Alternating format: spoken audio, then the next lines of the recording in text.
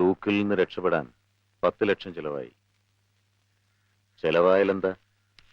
പറഞ്ഞ പോലെ തന്നെ ആ പഹയൻ കാര്യങ്ങൾ കൈകാര്യം ചെയ്തില്ലേ? ആരുടെ കാര്യമൊക്കെ? ജുഗീന്ദർ, തമിഴ്നാട്ടിലെ ഓപ്പറേഷന് ഞാൻ ഏർപ്പെടുത്തിയ വാടക കൊലയാളി.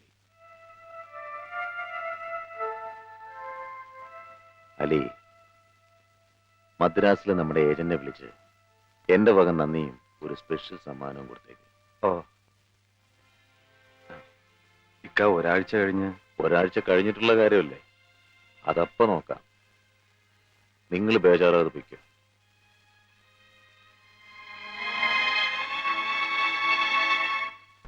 ഒരാഴ്ച കഴിഞ്ഞ തൂക്കല്ലേ?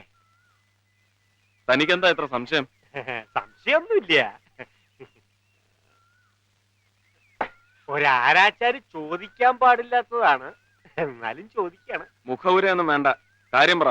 ഹൈദരോട് ഏമാന് ഇത്രയും വിരോധം വരാൻ എന്താ കാരണം? ഇവിടെയുള്ള മറ്റു പല ഏമാന്മാരും മരക്കാരോട് പെരുമാറുന്നത് ഇങ്ങനെയല്ലല്ലോ. കാശി പറഞ്ഞത് തെറ്റിപ്പോയെങ്കിൽ ഓർക്കണം. ഞാൻ ഈ പോലീസ് യൂണിഫോം ഇടാൻ കാരണം ഹൈദർ മരക്കാരൻ. അയ്യോ, പോലീസിന്റെ യൂണിഫോം ഇടുന്നതിന് മുമ്പ് മറ്റൊരു യൂണിഫോം ഇട്ടുകൊണ്ടാണ് നടന്നിരുന്നത്. സെമിനാരിയിൽ പഠിക്കുന്ന ഷമ്മാശന്റെ വെളുത്ത കുപ്പായം. ആ എന്നെ ഒരു പോലീസുകാരനാക്കിയത് ഹൈദറ. ചെറുപ്പം മുതലേ പോലീസിൽ ചേരണമെന്നായിരുന്നു എന്റെ മോഹം. SI സെലക്ഷൻ വരെ കിട്ടിയതാ.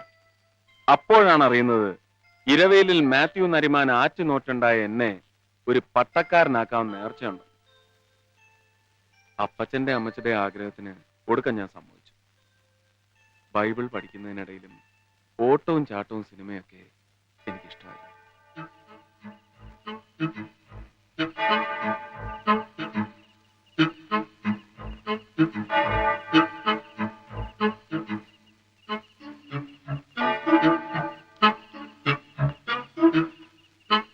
അന്നും പതിവ് പോലെ മറ്റുള്ളവരുടെ കണ്ണു വെട്ടിച്ച് ഞാൻ സെക്കൻഡ് ഷോയ്ക്ക് ഇറങ്ങി.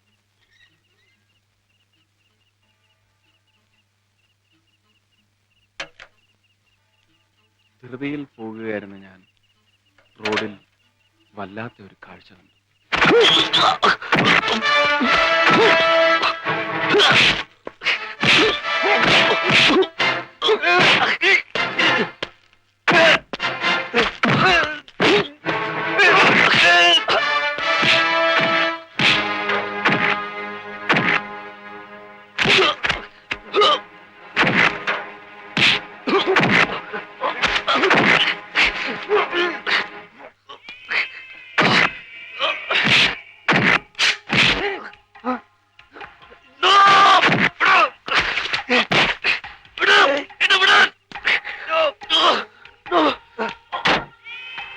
ജീവിതത്തിൽ ആകെ 2 പേരെ എന്റെ ദേഹത്തോട്ട് വേദനിപ്പിച്ചിട്ടുള്ളൂ. അതിലൊരാൾ എന്റെ ബിസിനസ് പാർട്ട്ണർ യൂസുഫ് ഖാൻ. അയാൾ ഇന്ന് ജീവിച്ചിരിപ്പില്ല.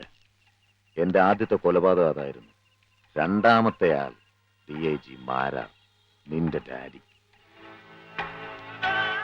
ഒരിക്കൽ 24 മണിക്കൂർ എന്നെ അയാളുടെ കസ്റ്റഡി കെട്ടി. കാലിലെ പെരുവിരൽ മുതൽ ശിരസ് വരെ ഇഞ്ചിഞ്ചായി നിന്റെ ഡാഡി എന്നെ തല്ലിച്ചതച്ചു. കാലപ്പഴക്കം ചെല്ലും തോറും പ്രതികാരത്തിന് മൂർച്ച കുറയുകയാണ് പതിവ്. പക്ഷെ എന്റെ കാര്യത്തിൽ നേരെ മറിച്ച 2 പ്രാവശ്യം അയാളുടെ തലയ്ക്ക് ഞാൻ ഉന്നം വെച്ചു. ആയുസിന്റെ ബലം കൊണ്ട് മാത്രമാണ് നിന്റെ ഡാഡി ഇത്രയും നാൾ രക്ഷപ്പെട്ടത്. വീണ്ടും ഒന്ന് ശ്രമിച്ചാൽ ഹൈദർക്ക് അയാളെ കൊല്ലാം. വയസ്സുകാലത്ത് ആകെയുള്ള മകന്റെ മരണത്തോളം വരില്ലല്ലോ മറ്റൊരു വേദനയും പ്രതികാരവും.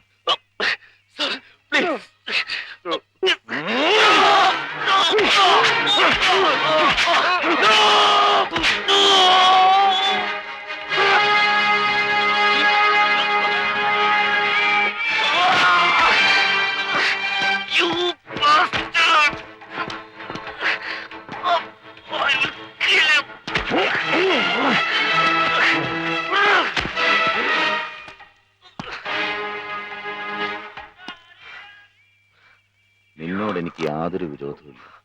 പക്ഷേ ഇനി നീ ജീവിച്ചിരുന്നാൽ അതെനിക്ക് ആപത്താണ്. വിറ്റ്നസ് ആണ് നീ.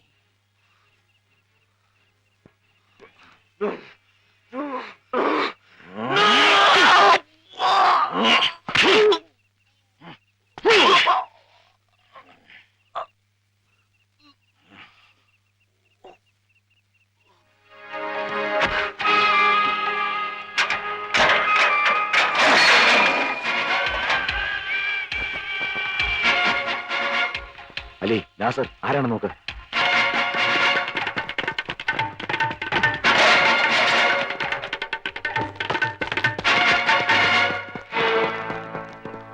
ഈ ബോർഡ് രണ്ടിടത്ത് മാറ്റിയിട്. വേഗം.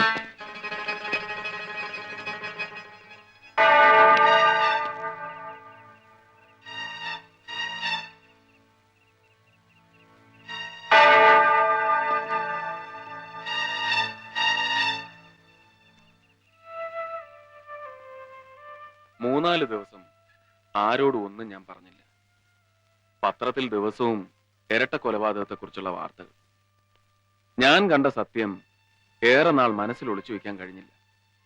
ആദ്യം സെമിനേരിയിലെ പ്രിൻസിപ്പൽ അച്ഛനോട് പറഞ്ഞു, പിന്നീട് അടുത്തുള്ള പോലീസ് സ്റ്റേഷനിലും അറിയിച്ചു. എന്നെ കാണാൻ വലിയ ഉദ്യോഗസ്ഥന്മാരാരെങ്കിലും വരുമെന്ന് ഞാൻ കരുതി. പക്ഷെ വന്നത് മറ്റൊരാൾ.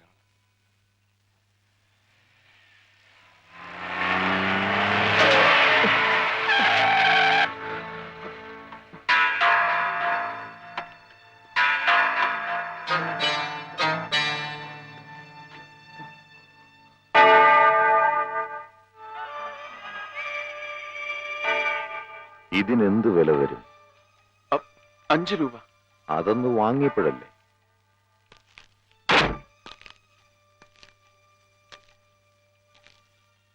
ഇന്ന് ഞാനിതിന് 5 ലക്ഷം രൂപയാണ് വിലയിട്ടിരിക്കുന്നത്. അല്ലെങ്കിൽ അതിൽ കൂടുതൽ. ഷെമ്മാശൻ സാക്ഷി പറഞ്ഞാലും കോടതി എന്നെ ശിക്ഷിക്കില്ല. പക്ഷെ മറിച്ച് സാക്ഷി പറഞ്ഞാൽ ഞാൻ ഷെമ്മാശനെ ശിക്ഷിക്കും. ഈ കൈ ഒരുപാട് ചോര കണ്ടതാ. പക്ഷെ ഒരു പുരോഹിതന്റെ രക്തം ഇതിൽ പുരളരുത്. എനിക്കത് നിർബന്ധമുണ്ട്. പൊയ്ക്കോ, പൊയ്ക്കോളൂ.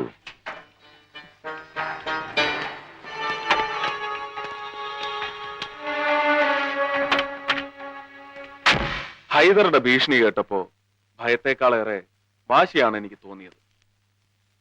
എന്ത് വന്നാലും സാക്ഷി പറയണമെന്ന് ഞാൻ ഉറപ്പിച്ചു. പോലീസിനെ അത്ര വിശ്വാസമില്ലാത്തതുകൊണ്ടാണ് നരസിംഹ മന്നാടിയാരെ ഞാൻ വിവരം അറിയിച്ചത്. പോലീസിന് സത്യമല്ല, ഹൈദറാണ് വലുത്.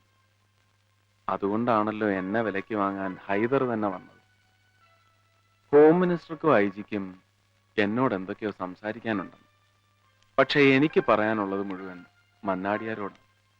അതുകൊണ്ടാണൊന്ന് കാണണമെന്നും പറഞ്ഞ് മന്നാടിയാർക്ക് ഞാൻ ഫോൺ ചെയ്തു. ഹൈദറുടെ കുത്തേറ്റ് വീരസിംഹം പിടയുന്നത് ഈ കണ്ണുകൊണ്ട് ഞാൻ കണ്ടതാണ്. ഒരു ഐഡന്റിഫിക്കേഷൻ പരേഡും വേണ്ട ഹൈദറെ എനിക്ക് തിരിച്ചറിയാൻ. കോർട്ടിൽ ഷെമ്മാശൻ ഐ വിറ്റ്നസ് ആകുമ്പോൾ അതിന് വിലയുണ്ട്. പക്ഷെ ആ സത്യം പറയുന്നത് വരെയെങ്കിലും എനിക്ക് ജീവിച്ചിരിക്കണം.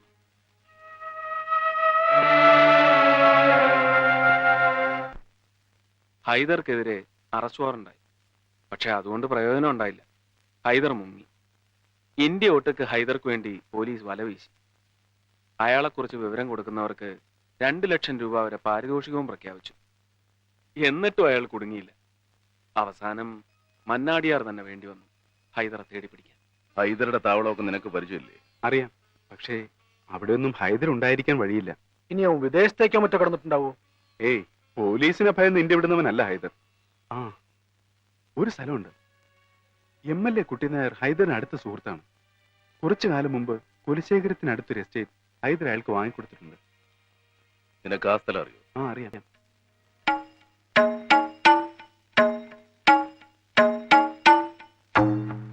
ആ നാസറെ, എല്ലായിടത്തും ഒരു കണ്ണു വേണം. ഇക്കാ തനിച്ചേ ഉള്ളൂ, അറിയാലോ. ഞങ്ങൾ നാളെ രാവിലെ വരും. ശരി.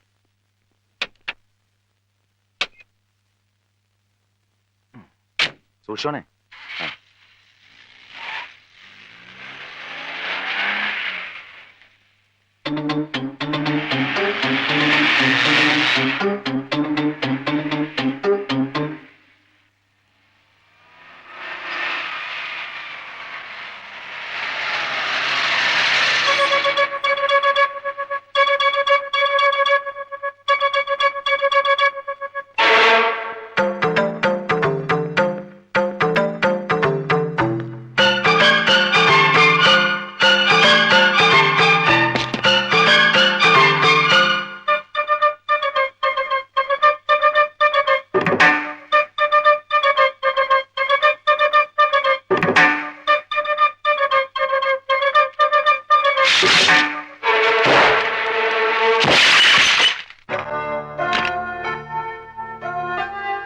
നോക്കിയേ.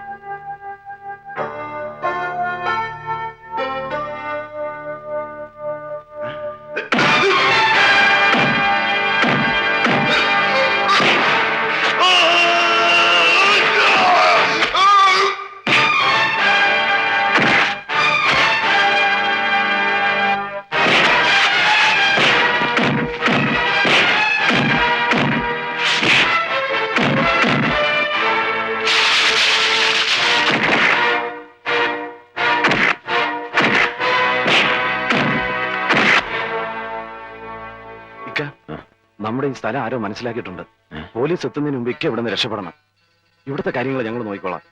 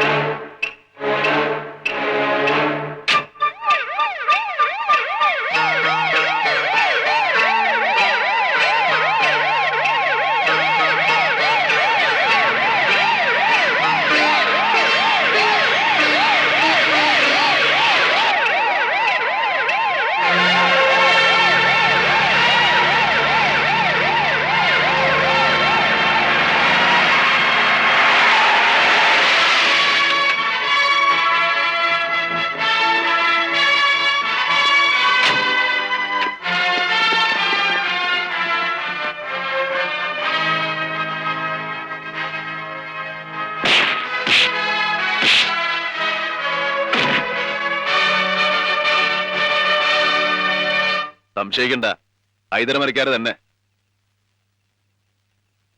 ഇന്ത്യ ഒട്ടുക്ക് നിങ്ങൾ വലവീശിയിട്ടും ഇവൻ വീണില്ല. ഈ സാറന്മാരും അവരുടെ കീഴിലുള്ള 1.5 ലക്ഷത്തോളം പോലീസുകാരും നാടാകെ ഉഴുതു മറിച്ചു. പോരാഞ്ഞിട്ട് കാട്ടിക്കൊടുക്കുന്നവന് 2 ലക്ഷം രൂപ പാരിതോഷികവും പ്രഖ്യാപിച്ചു. എന്നിട്ടും ഈ നൊട്ടോറിയസ് ക്രിമിനലിനെ കിട്ടിയില്ല. എങ്ങനെ കിട്ടുക? ഹൈദരയുടെ ശമ്പളം വാങ്ങിക്കുന്നവർ തന്നെ ഹൈദര അന്വേഷിച്ചാൽ അവരെങ്ങനെ കിട്ടുക? അതുകൊണ്ടല്ലേ നിങ്ങളുടെയൊക്കെ മൂക്കിന്റെ തുമ്പത്ത് ഉത്തരവാദിത്തപ്പെട്ടവരുടെ സംരക്ഷണയിൽ തന്നെ ഇവൻ ഇത്രയും കാലം കഴിഞ്ഞത്. ഇവനെ, ഈ റാസ്കലിനെ ആരാ പോലീസിന്റെ പണി ഏൽപ്പിച്ചത്? നിന്റെ തന്ത. മനുഷ്യര് കയറിയിരിക്കുന്നിടത്ത് കയറിയിരുന്ന് 4 കാലും വാലുമുള്ള ജന്തുവിന്റെ സ്വഭാവം കാണിക്കുന്നവനല്ലേ നീ? തോന്നിയാസം പറയുന്നോ? ഞാൻ ആരാണെന്നറിയോ നിനക്ക്? അറിയാം. ജനങ്ങളുടെ വിവരക്കേടുകൊണ്ട് ഒരു MLA.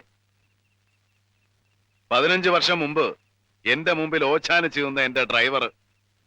അതിനു മുമ്പ് ആ കുടുംബത്തിലെ അരിവെപ്പുകാരന്റെ സഹായി ചേക്കുട്ടി. അതിനു മുമ്പ് അമ്മയുടെ ഗർഭപാത്രത്തിൽ സ്വന്തം അമ്മയ്ക്ക് പോലും തിരിച്ചറിയാനാവാത്ത ഒരു ബാസ്റ്റഡ്. അല്ലാണ്ട് എന്താ നീ?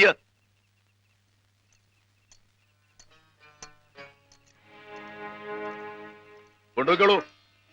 പ്രഖ്യാപിച്ച തുക ഏതെങ്കിലും നല്ല കാര്യത്തിന് വേണ്ടി ചെലവാക്കുക. പിടികിട്ടാ പുള്ളിയെ പോലീസ് സംഘം എസ്റ്റേറ്റ് ബംഗ്ലാവിൽ വെച്ച് അറസ്റ്റ് ചെയ്തു എന്ന് പത്രങ്ങൾക്കൊരു വാർത്തയും കൊടുത്തേക്കുക. മന്നാടിയാർക്ക് ക്രെഡിറ്റ് വേണ്ട. നരസിംഹം,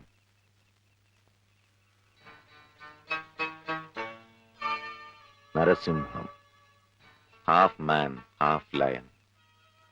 എനിക്കൊത്ത എതിരാളി. പക്ഷെ എന്ത് ചെയ്യാം? അംഗം കുറിച്ചപ്പോ ഒരു സിംഹം അകത്ത്. എന്നും ഞാൻ അകത്തായിരിക്കുമെന്ന് നീ കരുതണ്ട. ആയുസിനു വേണ്ടി ഉറച്ചു പ്രാർത്ഥിച്ചു.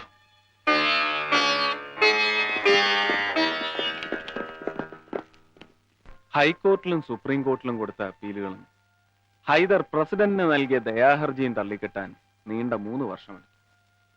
ഇതിനിടയ്ക്ക് എന്റെ പേര് SI സെലക്ഷൻ ലിസ്റ്റിൽ ഉണ്ടായിരുന്നു എന്നറിയാമായിരുന്ന മാരാർ സാറ് എന്റെ സ്വയരക്ഷ കൂടി കണക്കിലെടുത്ത് പോലീസ് ഡിപ്പാർട്ട്മെന്റിൽ ചേരാൻ എന്നെ ഉപദേശിച്ചു. മനുഷ്യ സേവനം കഴിഞ്ഞിട്ടാകാം ഈശ്വര സേവനമെന്ന് ഞാനും വിചാരിച്ചു. നേരും നിറിവുള്ളവർക്ക് ഈ തൊഴിൽ ചേരില്ല എന്ന് ഏമാൻ ഇപ്പൊ തോന്നുന്നുണ്ടാ?